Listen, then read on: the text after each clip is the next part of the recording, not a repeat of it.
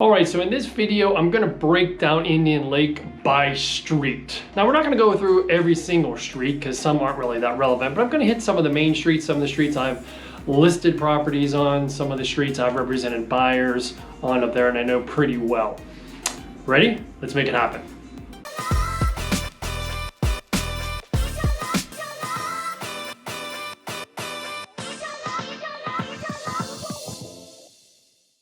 Okay, so the first street is probably the biggest, and that's going to be Peninsula Drive, and there is a lakeside of Peninsula Drive, which obviously the values are going to be higher because you are lakefront, and then there's going to be non-lakeside, sometimes even golf course side, which the values aren't terrible, but they're not going to be as valued as lakefront for obvious reasons. So there is Lincoln Highway, otherwise known as Route 30, which takes you to Indian Lake Drive. Now, Indian Lake Drive eventually turns into Peninsula, connecting to Entrance Drive. Now, there's no housing on Entrance Drive. So Indian Lake is probably the most popular street because of its lake frontage, which I've already kind of discussed now. Typical lake frontage is around 50 feet. There are definitely double lots of 100 feet of lake frontage, linear, and sometimes you may even be able to find 150 feet of linear lakefront property. But that's pretty rare. Okay, so the next street we're gonna talk about is Osage Path. This is kind of what I like to call a splinter road. It splinters off on the west side of the lake. Now, it's very small, and there's only about 4 houses. Okay, the next one is going to be Delaware Lane. Delaware Lane is located on the east side of the lake, and there are 10 or so properties, half of them being lakefront. Now, this next one we're gonna talk about is St. Clair Court. It's a little different than most. It's a condo building on the east side of the lake, and I've got to tell you, this is the only condo building around. And it doesn't have any lakefront, but it could quite possibly have deeded boat slips. All depends on the previous owner. Okay, the next one is a South Shore Trail. It runs along the North Winds golf course with a mix of some lakefront and non-lakefront living, and that connects you to Route 1006. Now, I've showed many homes on South Shore Trail, and the one I remember showing, I'm not going to say the address because I can't remember it. It was on South Shore, and then we had to take a path down all the way down to the lakefront. And what happened was the path was owned by the owner, but the lake frontage, it's very interesting how they do this, was split into different lakefront lots. So there was like a common area. So there was maybe like your house, the path down there, and then like some common ground, and then the lots were split because the lots don't necessarily back up directly to the property. Being exposed to Indian Lake, there's a lot of stuff up there that is not traditional the way they do things. Not bad, it's just, it's one of those things that will definitely make you say, oh, I've never heard of that before, or I've never done that before. But it actually had one of the nicest lots when you're down there. The challenge for my buyers, and really, this could probably be its own vlog, is the value of lake property, not just Indian Lake, a lake property is different. The value of it is different than a suburb. So if it's a suburban home or a city home, it's like what's inside the kitchen, the outdoor living space, blah, blah, blah, blah, blah.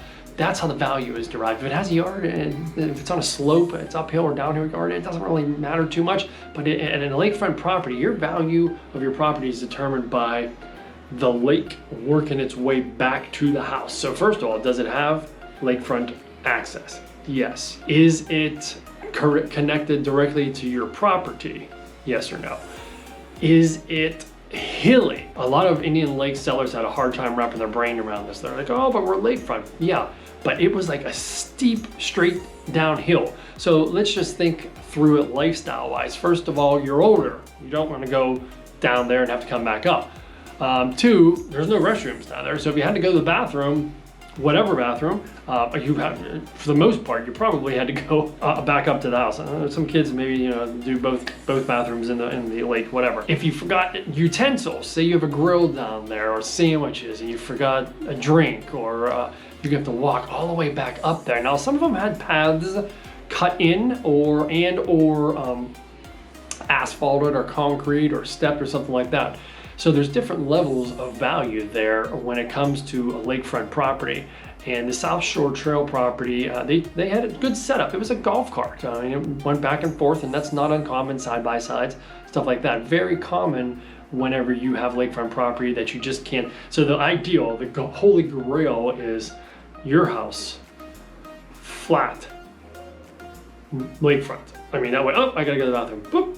Oh, I gotta do this, boop. That's the highest value. So that's a little bit about South Shore Trail. The one property I showed was a little bit more, had more complications to get to the home run, so to speak. Okay, so the next one is gonna be East Fairway Road. Now, would it surprise you if I told you East Fairway Road abuts a golf course? It actually abuts Arnie's first golf course. Arnold Palmer, for those of you youngins out there, Arnold Palmer was a world famous golfer from the west side of Pennsylvania, and this was his very first golf course that he designed. He's designed many, was this one here.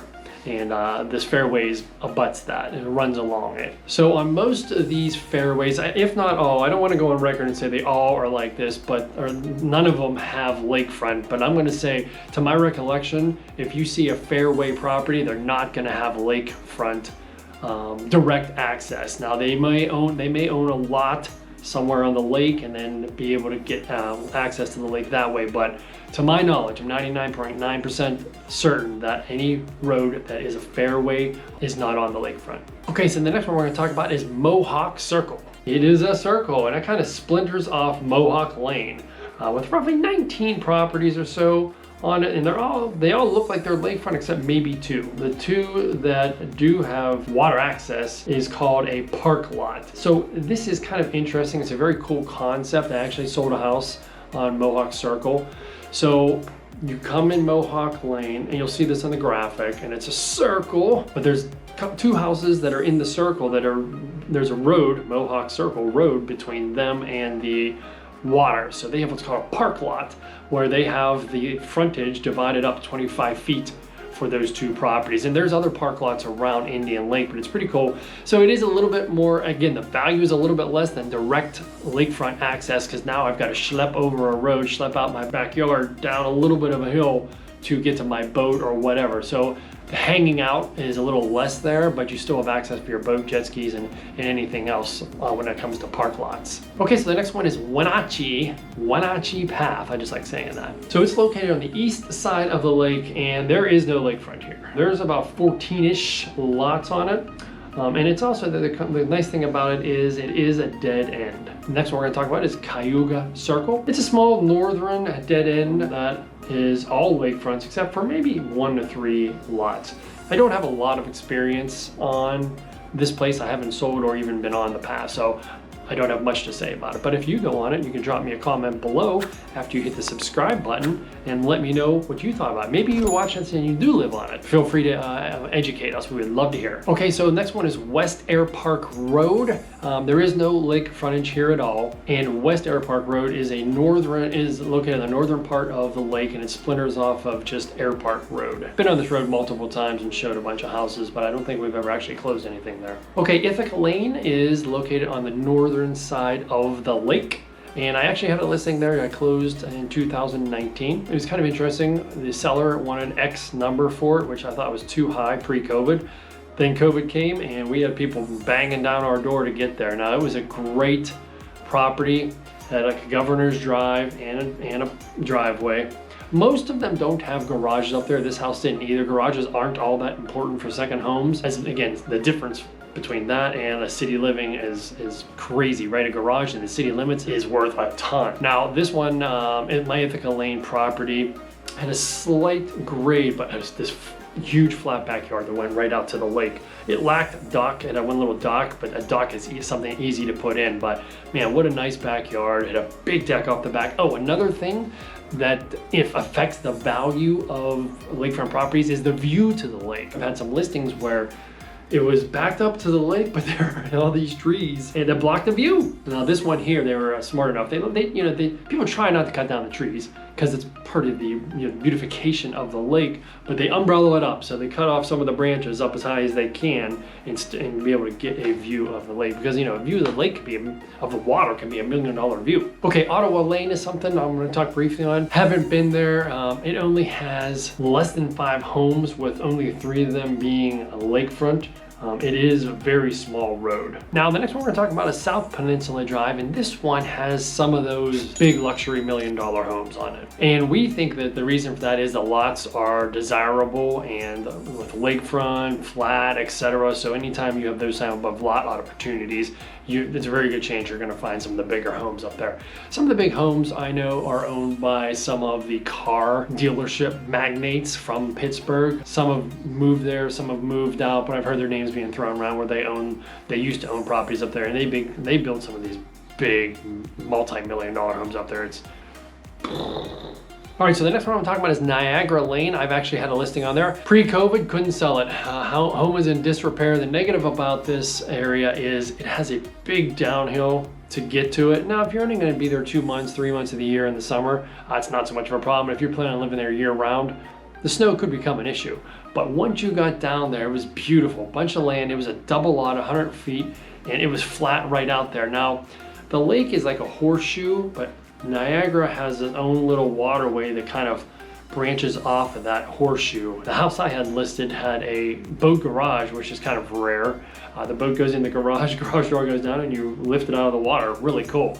And it also, on the boat garage was a deck, a rooftop deck, and then it had a slide. So it was a very entertaining type house. But that's Niagara Lane, so very nice place there. I actually think, I'm gonna go on record and say, I think all of the properties on Niagara Lane, which there aren't very many of, are lakefront. Next one is a Syracuse Path. I've actually had a listing on there. Again, pre-COVID, couldn't sell it.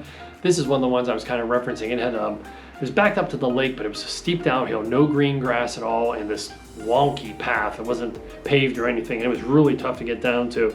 Anytime you see the word path, that's indicative of the fact that it's going to be a very small road. Path, way, lane, circle, typically small roads. If you have drives, road, avenue, those are usually going to be 2-lane, yellow lines, etc. Now the topographics, as I already mentioned, Syracuse Path are very hilly. There's only about 3 to 5 houses on there, so you're not going to find a lot on Syracuse Path. Now Fairway is another road. There's east and north. As I mentioned previously about Fairway, East Fairway there is no direct lake access. And for this reason, what I've noticed is it seems like most of these homes, not all, tend to be on a smaller side. Like they're on a slab, no basement. A very good chance it's going to be a ranch. You may have a 2-story, and some may have a basement, but they tend to keep them a little small, I think, unofficially, just to keep them affordable because they are not lakefront. So to build a big $800,000 house that really doesn't have any, the main amenity of being on a lake, which is lakefront access, is not a very smart thing to do. All right, so that is just some of the properties, the streets up at Indian Lake, Pennsylvania, Stoystown. It's also Central City. Indian Lake Borough is also, there's a bunch of different cities that it kind of branches through. So hopefully you found that educational, entertaining. If so, even if not, please drop a comment below. If you're getting this via email, feel free to reply and let me know your thoughts. If you thought I was incorrect about anything, feel free, drop me a comment, let me know. Maybe I'll do another video in the future and correct it and add in anything you feel I may have missed.